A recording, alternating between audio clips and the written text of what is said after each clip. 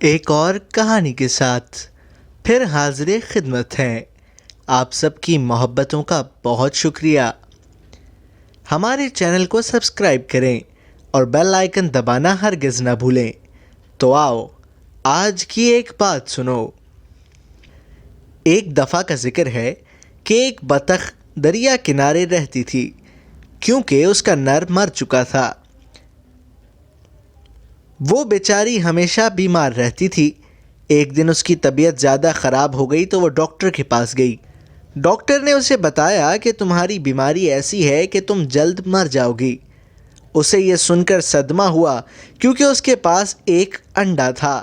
اسے ڈر لگا کہ اگر میں مر گئی تو اس انڈے کا کیا ہوگا جس کے خول سے جلد ہی بچہ نکلنے والا تھا، اور پھر اس بچے کو کون سنبھالے گا؟ لہٰذا وہ اپنے سب دوستوں کے پاس گئی جو جنگل میں رہتے تھے۔ اس نے اپنے دوستوں کو اپنی ساری کہانی سنائی لیکن انہوں نے مدد کرنے سے انکار کر دیا۔ بیچاری بطخ نے ان کی کافی منتیں کیں کہ خدا کے لیے تم لوگ مرنے کے بعد میرے بچے کو اپنا سایہ دینا، لیکن کسی نے اس کی بات نہ مانی۔ بیچاری بطخ بھی کیا کرتی؟ اس کے ذہن میں خیال آیا کہ کیوں نہ میں اپنے بھائی مرغے کے پاس جاؤں، وہ ضرور میری مدد کرے گا۔ لہٰذا وہ مرغے کے پاس گئی اور اسے سارا قصہ سنایا۔ مرغ بھائی، آج میرے بچے کے ماموں جیسے ہو، پلیز آپ ہی میرے بچے کو اپنا سایہ دینا۔ مرغا بولا، میں تمہارے بچے کو رکھ لیتا لیکن میری بیگم مرغی یہ بات نہیں مانے گی، لہٰذا مجھے بہت افسوس سے کہنا پڑ رہا ہے کہ میں یہ کام نہیں کر سکتا، لہٰذا تم مجھے معاف کر دینا۔ بطخ ادھر سے مایوس ہو کر اپنے گھر واپس آ گئی اور سوچنا شروع کر دیا کہ اب کیا کیا جائے۔ اچانک اس کے ذہن میں ایک ترکیب آئی اور اس نے موقع ڈھونڈ کر یہ کام انجام دے دیا اور خود جا کر ایک درخت کے کنارے بیٹھ گئی۔ اس کے بعد بطخ کی طبیعت اور بگڑ گئی اور ایسی بگڑی کہ اس کی موت ہو گئی۔ جب مرغی کے بچے انڈوں سے باہر نکلے تو ان میں ایک بطخ کا بچہ بھی تھا۔ مرغ تو سب جان گیا تھا لیکن اس نے مرغی کو بتانا مناسب نہ سمجھا۔ مرغی نے کافی شور شرابہ کیا اور بولی، میرے بچوں کے ساتھ بطخ کا بچہ نہیں رہے گا۔ مرغ نے اسے کافی سمجھایا لیکن مرغی نے اس کا کہنا نہیں مانا۔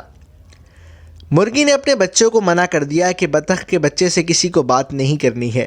سب نے مرغی کی بات مان لی لیکن دو چوزوں نے اپنی ماں کی بات نہ مانی اور وہ جو خود کھاتے تھے اپنے ساتھ اس بطخ کے بچے کو بھی کھلاتے تھے۔ مرغی کو بطخ کے بچے سے سخت نفرت تھی، وہ اسے دیکھنا بھی پسند نہیں کرتی تھی۔ ایک دن مرغی کے ذہن میں خیال آیا کہ ہم سب مل کر دریا کے کنارے سیر کو جائیں گے، ہم سب واپس آ جائیں گے اور بطخ کے بچے کو وہیں چھوڑ آئیں گے، اس طرح سے جان چھوٹ جائے گی۔ وہ لوگ سیر کو نکلے۔ وہاں پہنچتے ہی ایک چوزا دریا کنارے چلا گیا اور ڈوبنے لگا۔ یہ دیکھ کر مرغی زور زور سے چیخنے چلانے لگی۔ چونکہ بطخ کے بچے کو تیرنا آتا تھا لہٰذا اس نے فوراً دریا میں تیرنا شروع کر دیا اور اس چوزے کو نکال کر باہر لے آیا۔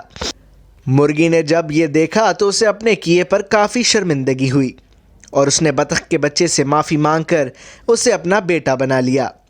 اس طرح وہ سب ہنسی خوشی رہنے لگے۔ دیکھا بچوں، کیسے بطخ کے بچے نے مرغی کے بچے کو بچایا اور کیسے اس کا بھلا ہوا۔ اسی لیے تو کہتے ہیں کہ کر بلا تو ہو بلا۔ تو پیارے بچوں، اس کہانی سے ہمیں یہ سبق ملتا ہے کہ اگر ہم کسی کے لیے اچھا کریں گے تو ہمارے حق میں بھی اچھا ہوگا۔ ملتے ہیں ایک اور نئی کہانی کے ساتھ، تب تک کے لیے خدا حافظ۔